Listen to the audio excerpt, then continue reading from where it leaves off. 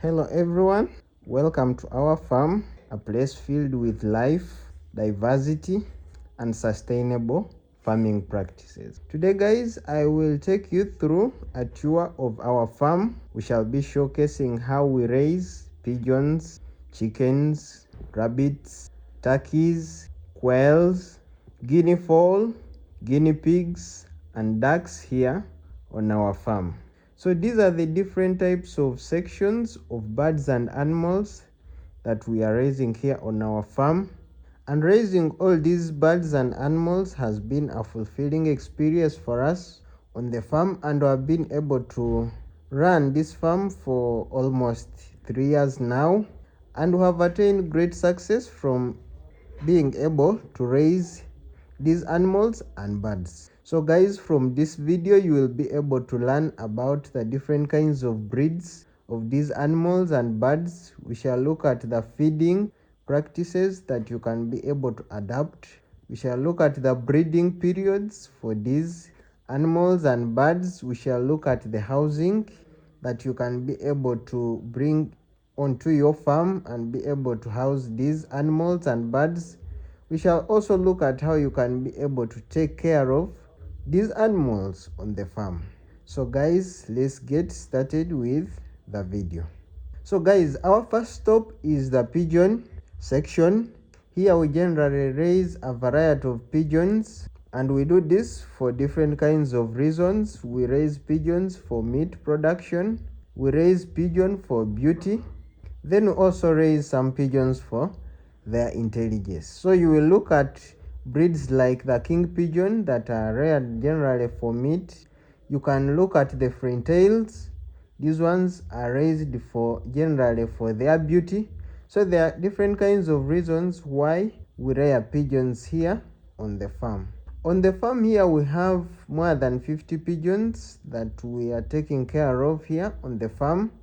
And when you look at the feeding aspect of pigeons here on the farm, we generally give our pigeons grains.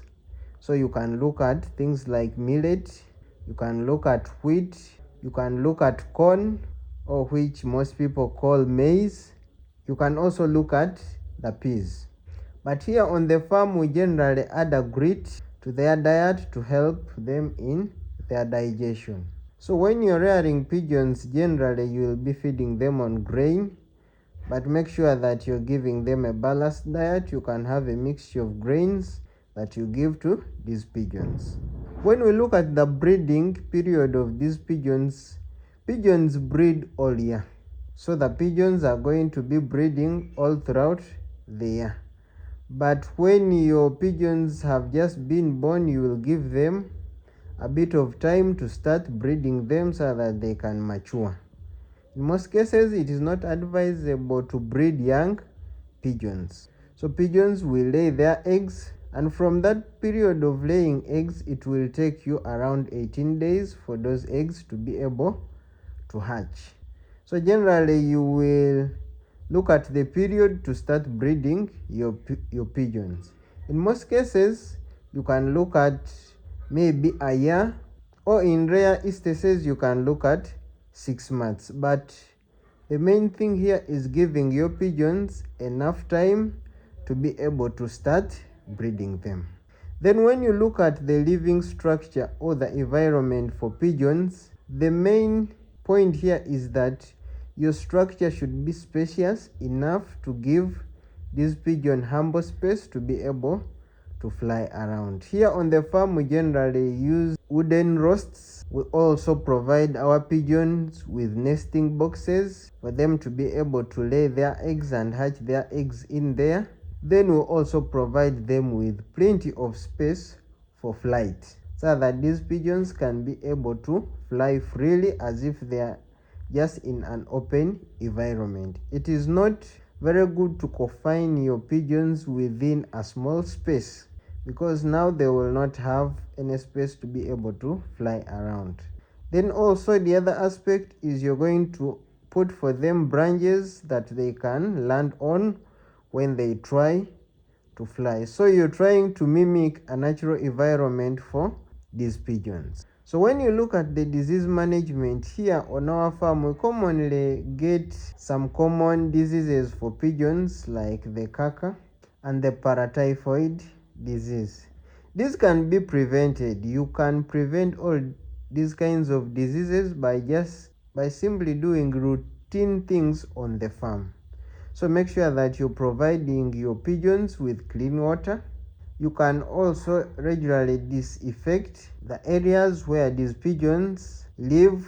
You can also give these pigeons some supplements that will boost their immunity. For treatment for the caca disease, we generally give our pigeons antibiotics, but this you have to consult from an expert that will be able to advise you and give you the proper prescription, how you can be able to give different kinds of drugs to these pigeons. But what is most important when it comes to controlling of diseases is the hygiene.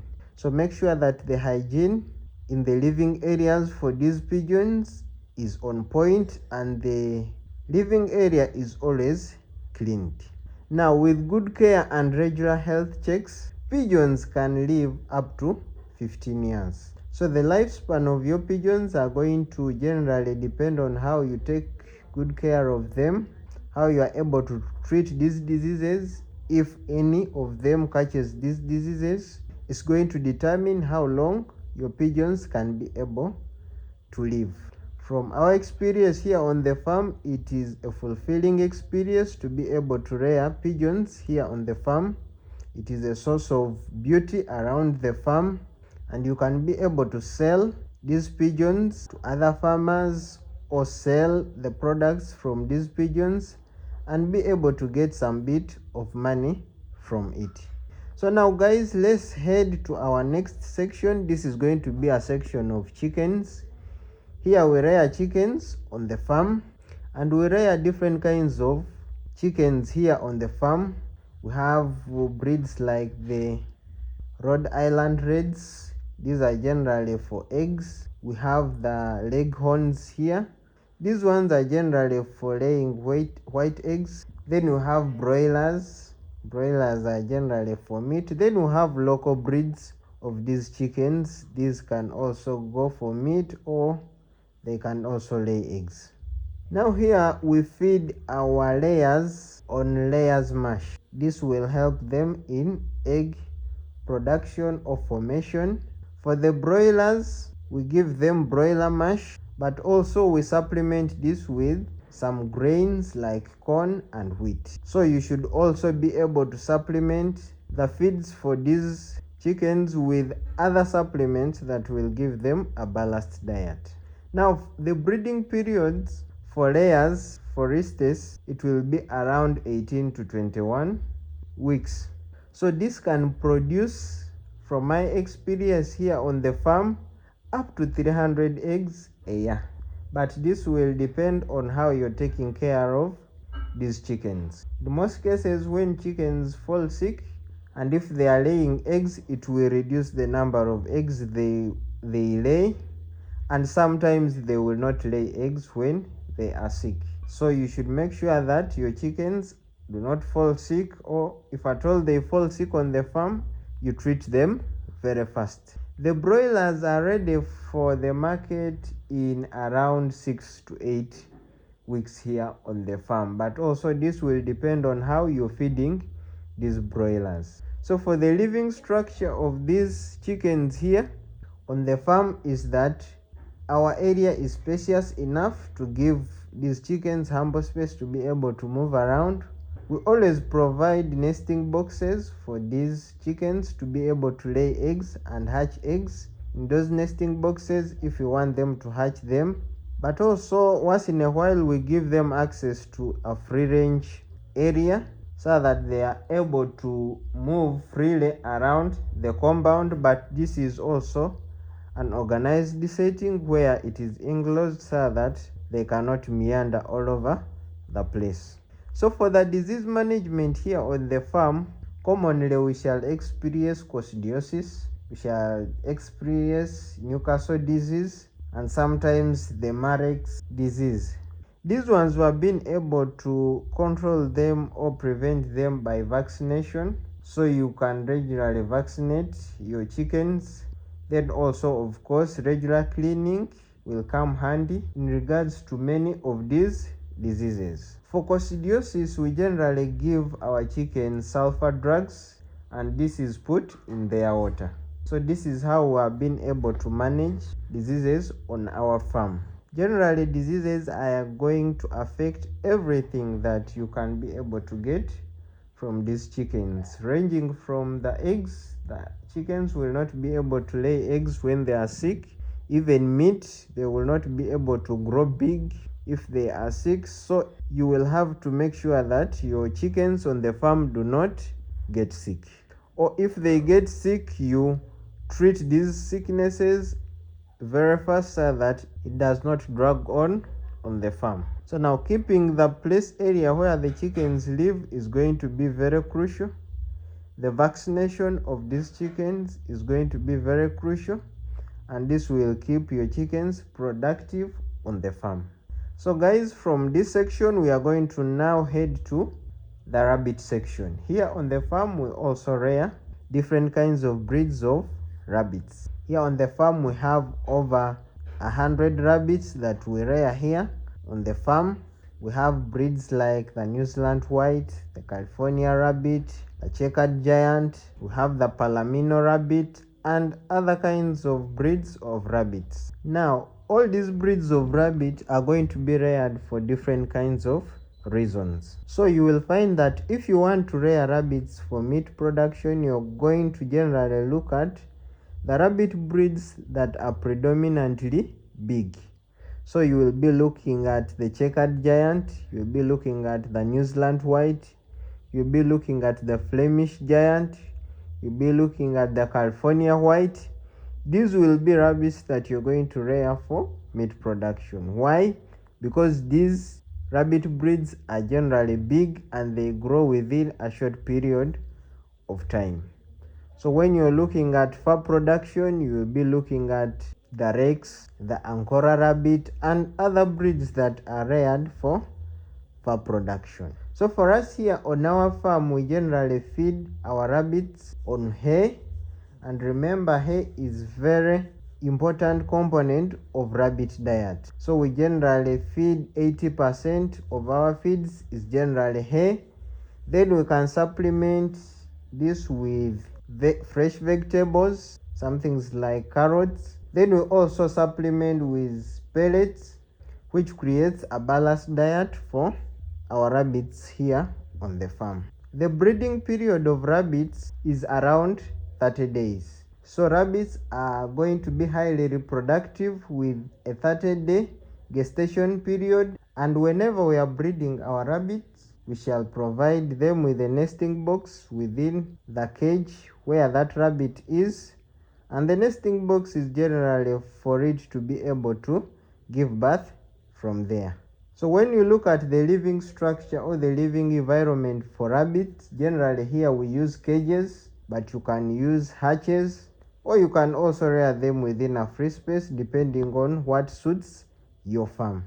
The main thing is that this living area should always be kept dry, it should also be kept clean, and it should be properly ventilated to allow in free flow of air in and out. Then of course you're going to supplement the feeding for these rabbits with clean water. Here on the farm we have an automated water system that supplies our rabbits with clean water. Make sure that your rabbits are always hydrated, in that you should make sure that they have access to water all the time. Now when it comes to diseases, there are common diseases that you're going to experience on the farm. You will experience things like the snuffles, you will experience ear mites, you will experience coccidiosis, and any other common illnesses for rabbits. But these can be managed by keeping the place very clean, making sure that your place is dry. Then also you can regularly groom your rabbits and also disinfect them. You can be able to give them simple remedies for these common diseases. You can give them antibiotics for snuffles, You can use some typical treatment for these ear mites, and then other simple remedies that you can be able to administer on the farm. Sometimes you will have to seek veterinary advice from a veterinary officer that can guide you and give you simple remedies to be able to treat your rabbits on the farm. Now remember, rabbits will only thrive in a clean, stress-free environment, and this we have experienced it here on the farm. Our rabbits are able to be productive by keeping our place very clean, making sure that our rabbits are not getting diseases, and also keeping them on a good diet. So this will be a mix of different kinds of feeds that complement each other to keep them productive. So guys, now I'm going to take you to the turkeys section, because we have some turkeys that we rear here on the farm. And generally here we raise broad-breasted turkeys. These are generally for meat. Then we have some bronze turkeys. These are generally reared because their body is a bit hard, so they are reared for their hardness. Turkeys generally take long to mature, so you are going to be a little bit patient for them to be able to reach maturity. And when it comes to feeding the turkeys, generally here on the farm we feed our turkeys on grain, just like the grains we feed our chickens on. So we shall be having corn, wheat, and peas, and sometimes we can supplement this with some leafy green grass, which we also give to these turkeys. The breeding period for turkeys, they will start laying at 8 to 7 months, and then their eggs will hatch after 28 days of incubation. So you're going to be looking at roughly a year turkeys to be able to breed. That's why I said that turkeys will take a little bit longer, so you will have to be a bit patient. Now for the living environment for these turkeys, as you can see here, we have given these turkeys a big space to be able to live in. Then also you will ensure that this space is well ventilated to allow in air and that bad air outside of the space. And also you will make sure that these turkeys have enough space to be able to roam around. For the common diseases here on the farm, we have not experienced many here on the farm. Our turkeys have not generally gotten sick, but there are some few diseases that you will experience, and these are manageable with simple remedies. They are diseases like the blackhead disease, then we have the fowl cholera. But this you can be able to manage them. Make sure that your space is clean, it is dry, it is well ventilated. Then also one big aspect of turkeys will be that do not mix your turkeys with chickens. Some farmers and some people, have seen them, they mix their chickens with turkeys. This is not good because it is going to cause you a lot of problems. This is generally going to lead to blackhead disease. So it is advisable for you not to mix your chickens with your turkeys. Then also you're going to look at how generally you're taking care of your turkeys. Turkeys are generally sensitive to stress. If they are stressed, they are not going to lay eggs. So you make sure that the environment is calm and clean, and then you'll be able to realize the productivity of your turkeys. So guys, now I'm going to take you to the next section here on the farm, and these are going to be the quails. So here on the farm we also rear the quails. We generally rear quails for meat and egg production here on the farm, and generally we feed our quails on foods that are rich in protein, and generally here we also feed them on grain, but also we supplement with them with crushed seeds. So this is what forms our balanced diet for our quails here on the farm. We generally have around 30 to 50 quails here on the farm, and the quails will start laying eggs at just 6 weeks, and quails can be able also to produce about 300 eggs a year. So quails are also good layers of eggs. Their eggs will hatch within 17 days. So that is the reproductive period of the quails. Now for the quails, their structure needs to be compact. In most cases here we use a wire mesh down and on the side to be able to enclose these cages. Of course, they are supposed to be kept clean, and you're supposed to provide water stations where these quails are going to be taking water. Just like in any of these sections, even for turkeys, chickens, you have to position their water stations where they will be able to take water from. The common diseases here with quail is still coccidiosis, but this will be prevented by good cleanliness and giving your quails a balanced diet to boost their immunity. So with proper care, quails are a fantastic option for small scale farming. Here on the farm, we have not reared quails on a large scale. We just have a section with the quails. There are not so many. So if you're looking at a small scale farming practice, you can be able to take on these quails. They will serve you well, they will be productive. You can get eggs from them, you can get meat from them, and they have a market out there where you can be able to sell them and make a profit out of these quails. So I'm going to leave this section and take you to another interesting section, which is a section of our guinea fowls. So we also rear guinea fowls here on the farm. These are hardy birds. They are great for pest control. So guinea fowls can help in controlling pests on the farm. They are lean, so they have lean meat, which means that they are nutritious. Here we have a small number of guinea fowls on the farm, and generally here we feed them on grains. Sometimes we supplement this with greens, and sometimes we supplement this with some insects, and this is what forms the balanced diet that we give our guinea fowls. But guinea fowls can also be reared as pets at home. They are very beautiful. They can make the home colorful, so some people can rear them as pets. The breeding period for guinea fowls is generally 26 to 28 days. So they will lay their eggs, and the eggs will be able to hatch within 28 days. In most cases, they also prefer to be reared in a free range system where they are able to move around. So if you put them in a structure, make sure that it is spacious enough. They have room where they can be able to roam and move around the structure.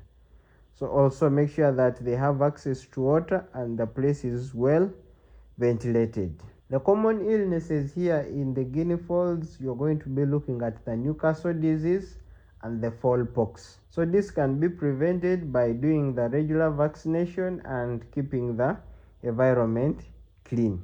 From my experience with the guinea fowls here on the farm is that they are tough birds, and these will need minimal intervention, so you can be able to rear them easily on the farm. You are not going to face a lot of challenges to rear the guinea fowls on the farm. So the other one is an interesting section. This is one of the most interesting one.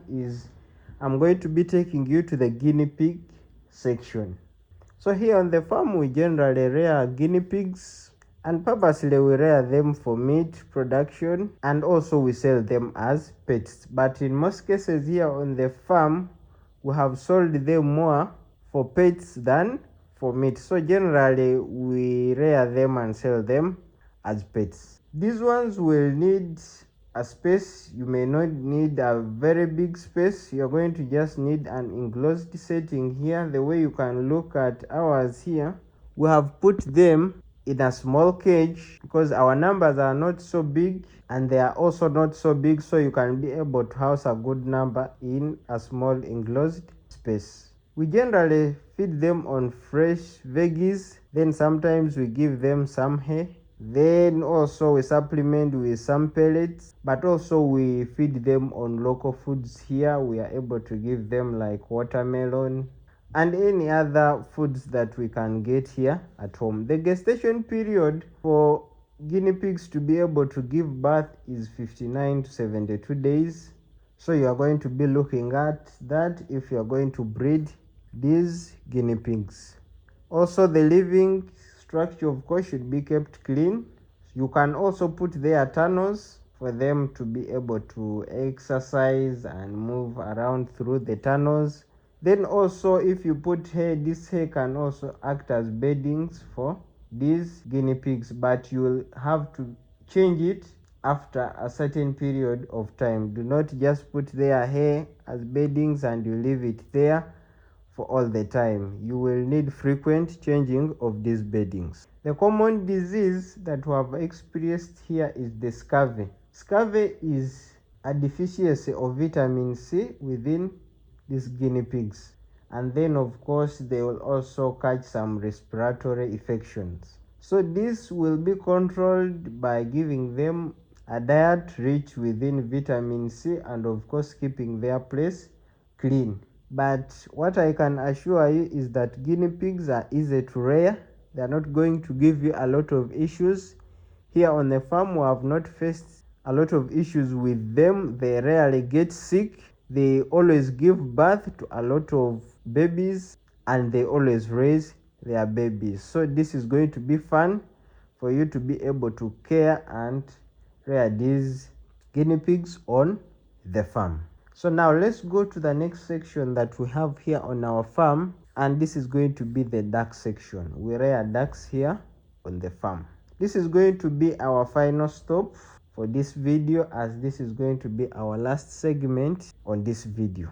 Now here we raise different kinds of ducks on the farm, and we have some rare breeds of ducks that we rear here on the farm. In most cases we rear our ducks for meat production, but also for egg production. So we rear breeds like the Indian runners. This is for eggs. We rear the Peking ducks. This is generally for meat, and some other breeds that we have here on the farm.